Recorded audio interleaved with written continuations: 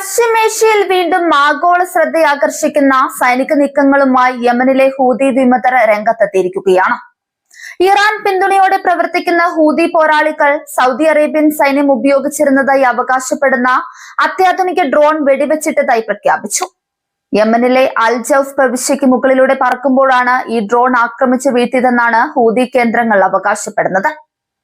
യുദ്ധമേഖലയിൽ നിർണായക സ്വാധീനമുള്ള തുർക്കി നിർമ്മിത തന്ത്രപ്രധാന ആകാശവാഹനം തകർത്തതിന്റെ ദൃശ്യങ്ങൾ പുറത്തുവിട്ടുകൊണ്ട് തങ്ങളുടെ സൈനിക ശേഷി ലോകത്തിനു മുന്നിൽ ഒരിക്കൽ കൂടി വിളംബരം ചെയ്യുകയാണ് ഹൂതികൾ. ഹൂതി സൈനിക വക്താവായ യഹ്യ സരിയാണ് വിമാനം തകർത്തതായുള്ള ഔദ്യോഗിക വിവരവും അതിന്റെ ദൃശ്യങ്ങളും പുറത്തുവിട്ടത്. തങ്ങളുടെ വ്യോമാതിർത്തിയിൽ ശത്രുതാപരമായ സൈനിക നീക്കങ്ങൾ നടത്തുന്നതിനിടയിലാണ് അത്യാധുനിക ഡ്രോൺ തകർക്കപ്പെട്ടതെന്ന് യഹ്യ സരി വ്യക്തമാക്കി. അൽ ജൌഫ് പ്രവിശ്യയിലെ തന്ത്രപ്രധാന വ്യോമ മേഖലയിൽ തങ്ങളുടെ പ്രതിരോധ സംവിധാനങ്ങൾ കൃത്യമായി പ്രവർത്തിച്ചുവെന്നും അധിനിവേശ ശക്തികൾക്ക് ഇതൊരു കടുത്ത മുന്നറിയിപ്പാണെന്നും അദ്ദേഹം കൂട്ടിച്ചേർത്തു. ഇറാൻ നിർമ്മിത എയർ ഡിഫൻസ് സംവിധാനങ്ങളാണ് ഈ ഡ്രോൺ വീഴ്ത്താൻ ഹൂതികൾ ഉപയോഗിച്ചതെന്നാണ് പ്രാഥമിക നിഗമനം. തുർക്കി പ്രതിരോധ മേഖലയിലെ പ്രമുഖ കമ്പനിയായ ബേക്കർ നിർമ്മിച്ച അക്കിഞ്ചി ഡ്രോണുകൾ ലോകത്തെ തന്നെ ഏറ്റവും അത്യാധുനികമായ ഡ്രോണുകളിൽ ഒന്നായാണ് കണക്കാക്കപ്പെടുന്നത്. ദീർഘദൂരം പറക്കാനും ഭാരമേറിയ മിസൈലുകൾ വഹിക്കാനും കഴിയുന്ന ഈ ഡ്രോൺ നഷ്ടമായത് സൗദി സഖ്യസേനയ്ക്ക് വലിയ തിരിച്ചടിയാണെന്ന് വിലയിരുത്തപ്പെടുന്നുണ്ട്. $multi-million വിലമതിക്കുന്ന ഈ ഡ്രോൺ സാങ്കേതിക വിദ്യ ഹൂതികളുടെ കൈകളിലെത്തുമോ തകർക്കപ്പെടുകയോ ചെയ്തത് പശ്ചിമേഷ്യൻ പോരാട്ട ഭൂമിയിലെ വ്യോമ ആധിപത്യ സമവാക്യങ്ങളെ മാറ്റിമറിക്കാൻ പോകുന്ന ഒന്നാണ്. ഈ ഡ്രോൺ ആക്രമണത്തിന് തൊട്ടു മുൻപുള്ള ദിവസങ്ങളിൽ സൗദി അറേബ്യൻ സാമ്പത്തിക താൽപര്യങ്ങൾക്ക് നേരെ കടുത്ത ആക്രമണമാണ് ഹൂതികൾ അഴിച്ചുവിട്ടത്. സൗദി അറേബ്യയുടെ പ്രമുഖ എണ്ണ കമ്പനിയായ സൗദി അരാംകോയുടെ നിർണായക കേന്ദ്രങ്ങൾക്ക് നേരെ മിസൈൽ ഡ്രോൺ ആക്രമണങ്ങൾ നടത്തിയതായി ഹൂതികൾ പ്രഖ്യാപിച്ചിരുന്നു. യാൻബു, ജിസാൻ എന്നിവിടങ്ങളിലെ അരാംകോ സൗകര്യങ്ങൾ ലക്ഷ്യമിട്ടായിരുന്നു ഈ ആക്രമണങ്ങൾ. ഇതിന് തൊട്ടു പിന്നാലെ അത്യാധുനിക ഡ്രോൺ വെടിവെച്ചിട്ടുവെന്ന വാർത്ത പുറത്തു വന്നത് സൗദിയുടെ സുരക്ഷാ ആശങ്കകൾ വർദ്ധിപ്പിക്കുന്നുണ്ട്. യമൻ യുദ്ധത്തിന്റെ തുടക്കം മുതൽ തന്നെ സൗദി അറേബ്യൻ എണ്ണയുൽപാദന കേന്ദ്രങ്ങളും ശുദ്ധീകരണശാലകളും ആക്രമിക്കുന്നത് ഹൂതികളുടെ ഒരു പ്രധാന യുദ്ധതന്ത്രമാണ്. യാൻബുവിലെയും ജിസാനിലെയും ഊർജ്ജ കേന്ദ്രങ്ങൾ ആക്രമിക്കപ്പെട്ടതോടെ ആഗോള എണ്ണ വിപണിയിലും അതിന്റെ പ്രതിഫലനങ്ങൾ ദൃശ്യമായിട്ടുണ്ട്. ലോകത്തിലെ ഏറ്റവും വലിയ എണ്ണ കമ്പനിയുടെ പ്രവർത്തനങ്ങൾക്ക് തടസ്സം സൃഷ്ടിക്കാൻ കഴിയുന്നത് വഴി തങ്ങളുടെ ആവശ്യങ്ങൾക്ക് വഴങ്ങാൻ അന്താരാഷ്ട്ര സമൂഹത്തെ നിർബന്ധിതരാക്കുക എന്ന രാഷ്ട്രീയ ലക്ഷ്യവും ഹൂതികൾക്കുണ്ട്.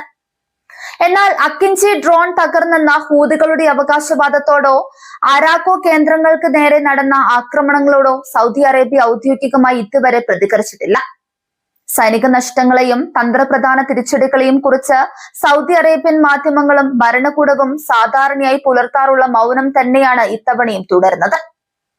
അതേസമയം ഹൂതികൾ പുറത്തുവിട്ട ദൃശ്യങ്ങളുടെ കൃത്യതയും വിശ്വാസ്യതയും സ്വതന്ത്ര ഏജൻസികൾ ഇതുവരെ സ്ഥിരീകരിച്ചിട്ടില്ല എന്നതും ശ്രദ്ധേയമാണ്. ഹൂതികൾ പുറത്തുവിട്ട ദൃശ്യങ്ങളിൽ കാടുകളും വിജനമായ പ്രദേശങ്ങളും നിറഞ്ഞ അൽ ജൌഫിൽ തകർന്നു വീണ ഡ്രോണിന്റെ അവശിഷ്ടങ്ങൾ വ്യക്തമായി കാണാം. ഡ്രോണിന്റെ ഭാഗങ്ങൾ തെരുവിൽ പ്രദർശിപ്പിച്ചും അവയ്ക്ക് ചുറ്റും നിന്നുകൊണ്ട് വിജയാഘോഷം നടത്തിയും ഹൂതി പോരാളികൾ തങ്ങളുടെ വിജയം ആഘോഷിക്കുകയാണ്. ഈ വിജയാഘോഷ വീഡിയോയിൽ സോഷ്യൽ മീഡിയയിലും പ്രാദേശിക വാർത്താ ചാനലുകളിലും അതിവേഗമാണ് ഈ വീഡിയോ പ്രചരിക്കുന്നത്. തങ്ങളുടെ അനുയായികൾക്കിടയിൽ ആവേശം നിറയ്ക്കാനും എതിരാളികളുടെ ആത്മവീര്യം കെടുത്താനും ഹൂതികൾ ഈ ദൃശ്യങ്ങൾ ഉപയോഗിക്കുന്നുണ്ട്.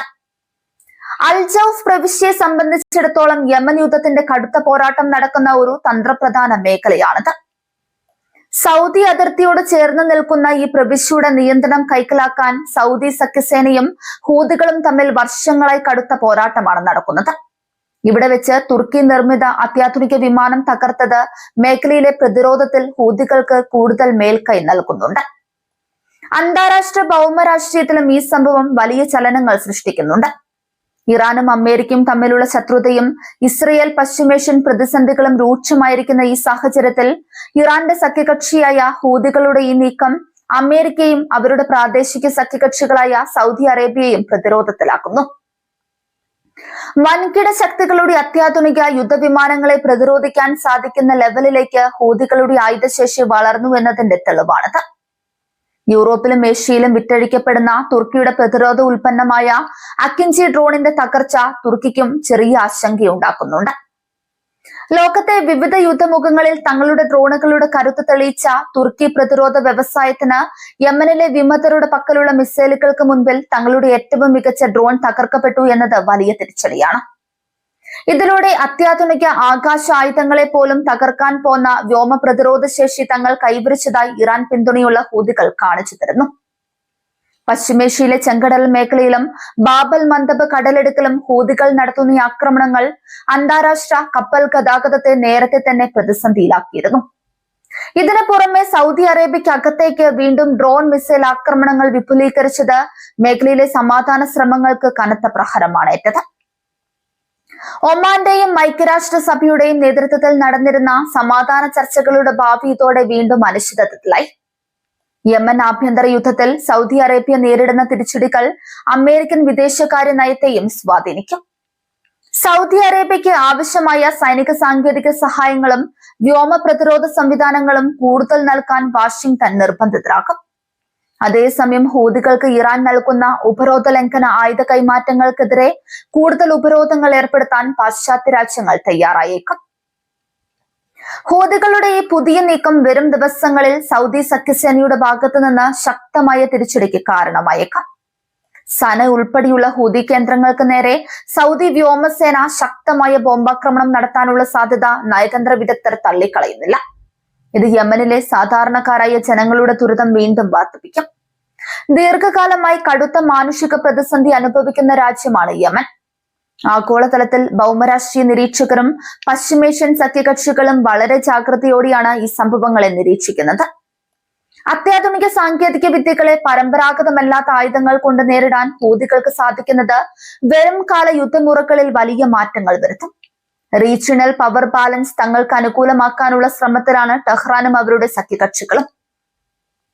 അൽ ജൗഫിൽ വീണത് ഒരു ഡ്രോൺ മാത്രമല്ല, മറിച്ച് പശ്ചിമേഷ്യയിൽ അമേരിക്കയും സൗദിയും കെട്ടിപ്പടുത്ത സുരക്ഷാ വലയത്തിനു മേലുള്ള ശക്തമായ പ്രഹരം കൂടിയാണ്. അരാംകോ ആക്രമണവും അക്കിഞ്ചി ഡ്രോണിന്റെ തകർച്ചയും കൂട്ടിവായിക്കുമ്പോൾ യമനിലെ പോരാട്ടം കൂടുതൽ രൂക്ഷമായ ഒരു ഘട്ടത്തിലേക്ക് കടക്കുകയാണെന്ന് വ്യക്തമാക്കുന്നു.